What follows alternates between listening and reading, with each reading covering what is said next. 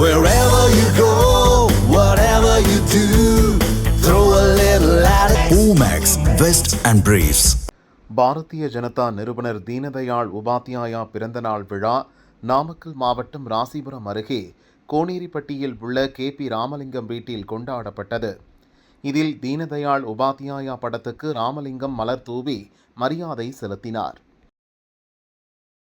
திராவிட முன்னேற்றக் கழகத்தின் தமிழகத்திலான ஆட்சி, தமிழகத்தினுடைய முதலமைச்சர் ஸ்டாலின் அவர்கள் இதுகாரம் தமிழ்நாட்டை ஏதோ முதன்மை மாநிலமாக ஆக்கியிருப்பதாகவும் அந்த கட்சியினுடைய உடன்பிறப்புகளும் தங்களுடைய முதலமைச்சர் பாரத தேசத்திலேயே தமிழகம்தான் முதன்மையான மாநிலம் என்று உருட்டென்று உருட்டி கொண்டிருந்தார்கள். அவர் உருட்டெல்லாம் இன்றைக்கு வெளிச்சத்திற்கு வந்துவிட்டது. மக்கள் மீது கடன் சுமையை சுமத்தி அரசு ஊழியர்களுக்கு சம்பளம் கொடுத்து கொண்டிருக்கிறார். இந்த நிலை நீடிக்கிற போது இன்னும் 2-3 மாத காலத்திற்குள் மிகப்பெரிய பொருளாதார சரிவை தமிழகம் சந்திக்க வேண்டிய கட்டாயம் ஏற்பட்டிருக்கிறது என்பது இந்த ஆய்வறிக்கை மூலமாக தெரிகிறது.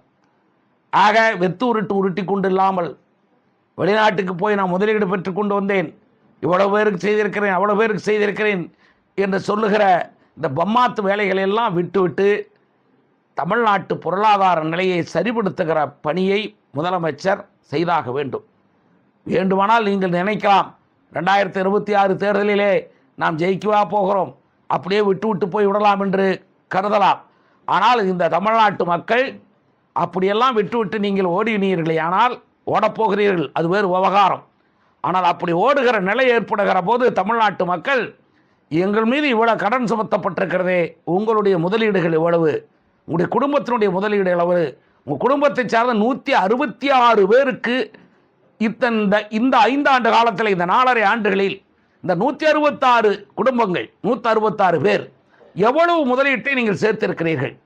நீங்கள் இந்த முறை ஆட்சிக்கு வருவதற்கு முன்பு 2021 ஆட்சிக்கு வருவதற்கு முன்பு உங்களுடைய சொத்தின் விவரம் என்ன, இப்பொழுது உங்களுடைய சொத்தின் விவரம் என்ன என்பதையெல்லாம் இந்த மக்கள் கேள்வி கேட்பார்கள். கேள்வி கேட்பதோடு விடமாட்டார்கள் என்பதை எச்சரிக்கையாக உணர்ந்து வருகிற 2-1 மாத காலங்களுக்குள் நீங்கள் இதை சரிபடுத்தாக வேண்டும் என்று முதலமைச்சருக்கு மிகுந்த பணிவன்போடு வேண்டுகோள் வைக்கிறேன். தமிழ்நாட்டு ஆட்சியாளர்களுக்கு என்ன சாபக்கேடு, இந்த நாட்டு மக்கள் இவர்களுக்கு வாக்களித்திருக்கிறார்கள்.